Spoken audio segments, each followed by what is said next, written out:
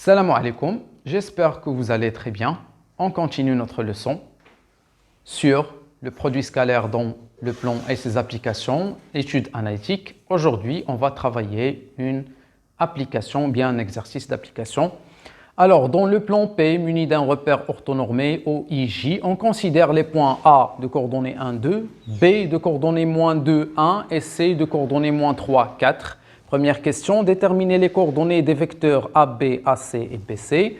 Deuxième question, A, calculer AB scalaire AC et déterminant AB, AC. B, calculer AB, AC et la distance BC. C, calculer cosinus AB, AC et sinus AB, AC. D, en déduire la mesure principale de AB, AC. Bien, alors, comme réponse, on va commencer par la première question. C'est la détermination des coordonnées de AB, AC et BC. Tout d'abord, on va rappeler un petit peu comment faire pour trouver les coordonnées d'un vecteur. Donc, pour trouver les coordonnées de AB, on commence par le deuxième point. C'est XB moins XA et YB moins YA. AB a comme coordonnées XB, c'est moins 2, XA, c'est 1, donc c'est moins 2, moins 1. YB, c'est 1 et YA, c'est 2. En fin de compte, on va trouver que AB a comme coordonnées moins 3 et moins 1. On fait la même chose pour le vecteur AC et pour le vecteur BC. Donc pour AC, moins 3 moins 1, c'est moins 4 et 4 moins 2, c'est 2. Pour BC, moins 3 plus 2, c'est moins 1 et 4 moins 1, c'est 3. Alors, c'est la réponse pour la première question. Deuxième question, A. La deuxième question, c'est calculer le produit scalaire AB, AC et le déterminant des deux vecteurs AB, AC. Premièrement, le produit scalaire AB, scalaire AC, on va remplacer chaque vecteur par ses coordonnées. Donc, c'est moins 3, moins 1, scalaire. AC, c'est moins 4 et 2. En fin de compte, on va trouver moins 3 fois moins 4, c'est 12. Et moins 1 fois 2, c'est moins 2. Le plus, donc c'est moins 2 égale à 10. Déterminons AB, AC. AB, AC. Vecteur. Donc, les coordonnées de AB, c'est moins 3, moins 1. Et les coordonnées de AC, c'est moins 4, 2. Égale. Moins 3 fois 2 égale à moins 6.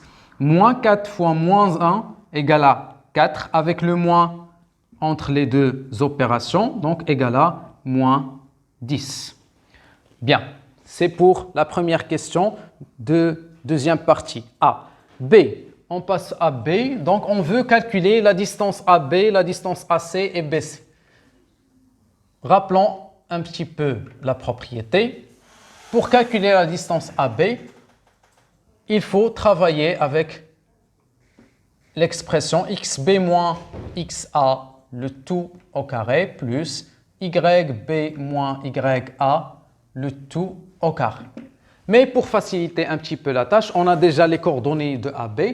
On travaille directement. Alors, c'est la racine de moins 3, le tout au carré, et plus moins 1, le tout au carré, égale à racine 9 plus 1 égale à racine 10. AC. De la même manière, racine. Donc, AC, c'est moins 4 au carré, moins 4 au carré, plus 2 au carré, égale à racine 16 plus 4 égale à racine 20. BC égale racine moins 1, le tout au carré, plus 3 au carré, égale à racine de 1 plus 9 égale à racine 10. Bien. La question c'est calculer cosinus AB/AC et sinus AB/AC. Donc pour le cosinus, c'est cosinus AB AC. On travaille avec l'expression qui nous dit que le cosinus de AB AC est le produit scalaire AB AC sur la norme de AB, ça veut dire la distance AB, la norme de AC, ça veut dire la distance AC. Égal. On a déjà calculé le produit scalaire AB AC, on a trouvé que c'est égal à 10, alors c'est 10 sur AB fois AC, donc on a AB égale à racine 10 et AC égale à racine 20. En fin de compte, on va trouver que c'est égal à racine 2 sur 2. Bien, pour le sinus. Sinus AB AC. Sinus AB AC égale à le déterminant AB AC sur la distance AB fois la distance AC. On a déjà calculé le déterminant. On a trouvé que c'est égal à moins 10. Alors, c'est moins 10 sur racine 10 fois racine 20, qui est égal à la fin, racine 2 moins racine 2 sur 2. Donc, c'est la réponse pour la question C. Alors, on passe maintenant à la question D. Donc, D, on veut trouver la mesure principale de l'angle alpha, ou bien de l'angle AB-AC. Pour cela, on va utiliser les données concernant le cosinus et le sinus de cet angle. Bien. Alors, on a cos de AB-AC égale racine 2 sur 2. On essaie de trouver un angle, déjà parmi les angles usuels, qui a comme cosinus racine 2 sur 2. Donc, l'angle qu'on a, c'est cosinus pi sur 4.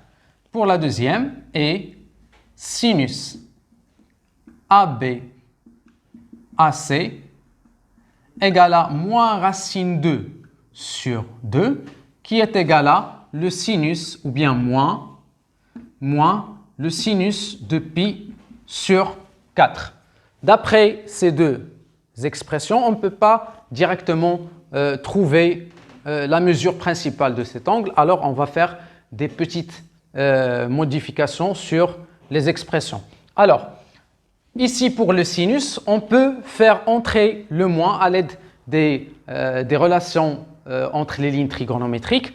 Donc, moins sinus pi sur 4 égale à sinus moins pi sur 4. Et le cosinus, on sait déjà que le cosinus de moins x est le même cosinus de x. Alors, on va introduire le moins dans pi sur 4, ça ne changera rien. Donc, c'est cosinus moins pi sur 4. En fin de compte, on va constater que la mesure de l'angle ABAC est moins pi sur 4. Donc, ABAC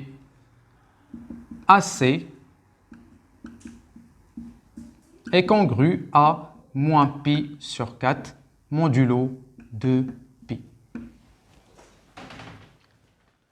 Alors, on a terminé la première partie de l'exercice. On passe à la deuxième partie. Question numéro 3. Déterminer l'équation de la droite delta passant par A et perpendiculaire à BC. Déterminer l'équation du cercle C de centre C et passant par A. Cinquièmement, A. Déterminer les points d'intersection de C avec les deux axes du repère. B. Étudier la position relative de C par rapport à delta. Donc, pour réponse, troisième question. On a la droite delta et passe par le point A est perpendiculaire à la droite BC. Donc, c'est la droite BC.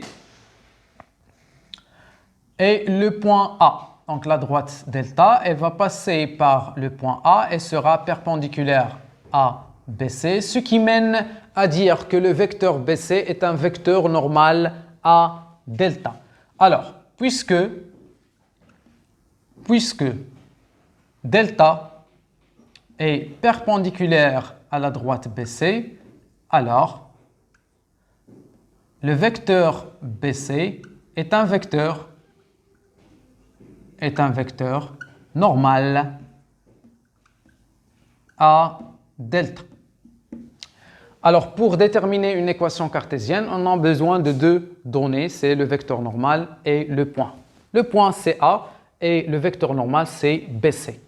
Bien, soit un point M de coordonnées x, y appartient à la droite delta. M appartient à delta signifie que AM scalaire BC égale à 0. Cela équivalent à AM c'est x moins xa c'est x moins 1 et y moins 2. Scalaire BC c'est moins 1, 3 égale à 0. Produit scalaire, moins 1 facteur de x moins 1 plus 3 facteur de y moins 2 égale à 0. Équivalent à moins x plus 1 plus 3y moins 6 égale à 0. Équivalent à moins x plus 3y plus 1 moins 6, c'est moins 5 égale à 0. Donc, cette équation est l'équation cartésienne de la droite delta. Bien, on passe à la quatrième question. Quatrièmement, on veut déterminer l'équation du cercle C, de centre C, et passons par A. Donc, on a besoin du rayon. Comme on a le centre, on a besoin du rayon.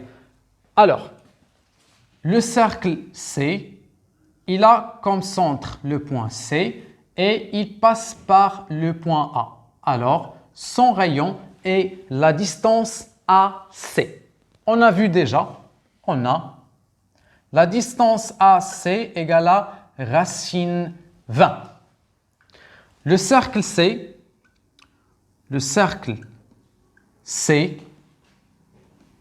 passe par A et de centre C. Alors, son rayon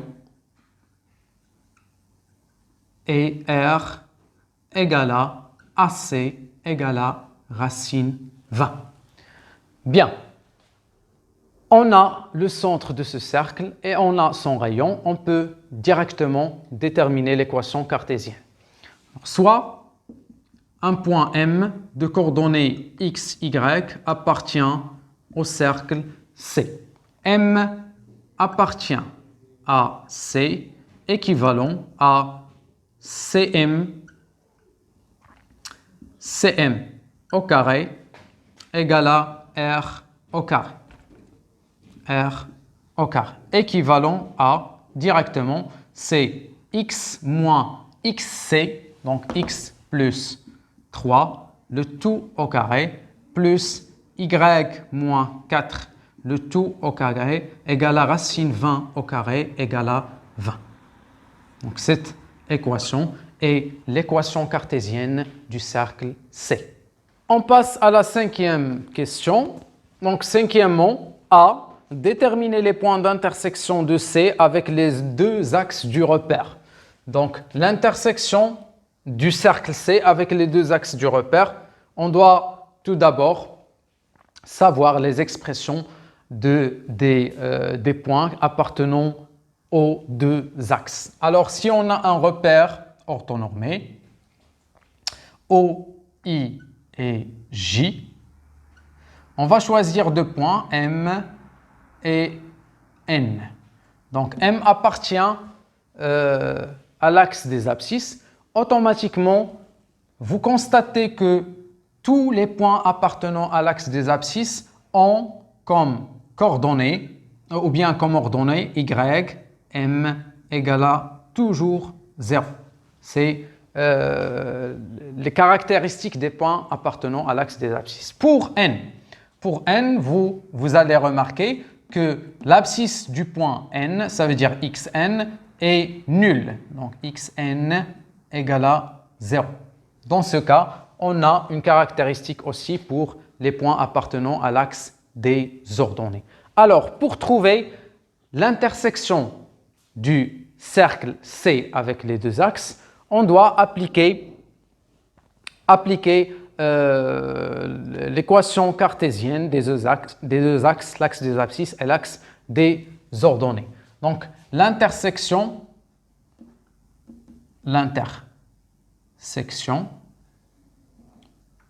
de C avec,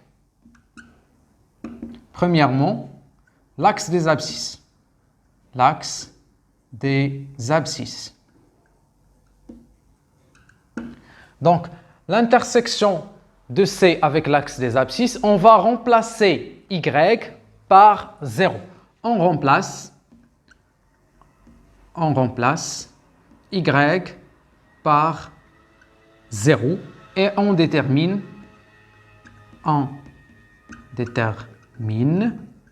X. Bien. Alors on a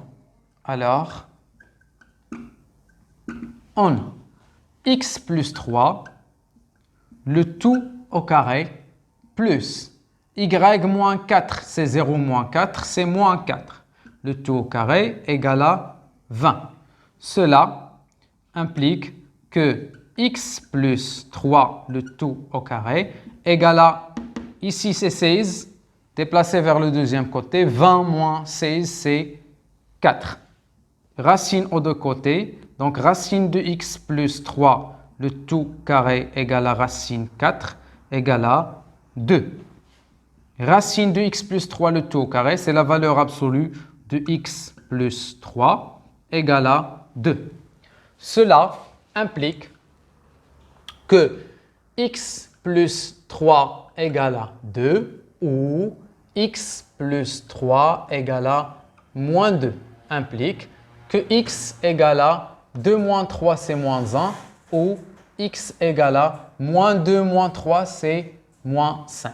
Donc, l'intersection des deux figures, l'intersection de C avec l'axe des abscisses, c'est OX égale les deux points, on va prendre le point E, des coordonnées moins 1 et 0, et le point F de coordonnées moins 5, 0. Passons maintenant à l'axe des ordonnées. L'axe des ordonnées. Pour trouver l'intersection entre C et l'axe des ordonnées, on remplace x par 0. On remplace x par 0. Bien. Alors on a x plus 3, c'est 0 plus 3, c'est 3 au carré, plus y moins 4, le tout au carré, égale à 20. Implique que y moins 4, le tout au carré, égale à 20 moins 9, c'est 11. Implique que la valeur absolue de y moins 4 égale à racine 11. Implique que y moins 4 égale à racine 11 ou y moins 4 égale à moins racine 11. Cela implique que y égale racine 11 plus 4 ou bien 4 plus racine 11 ou y égale à 4 moins racine 11. Bien. Alors, en fin de compte, on va trouver les points d'intersection. Donc, l'intersection de C avec l'axe des ordonnées est égale, par exemple, E' a comme ordonnée, comme abscisse 0. L'ordonnée c'est 4 moins racine 11 et F' 0 et 4 plus racine 11.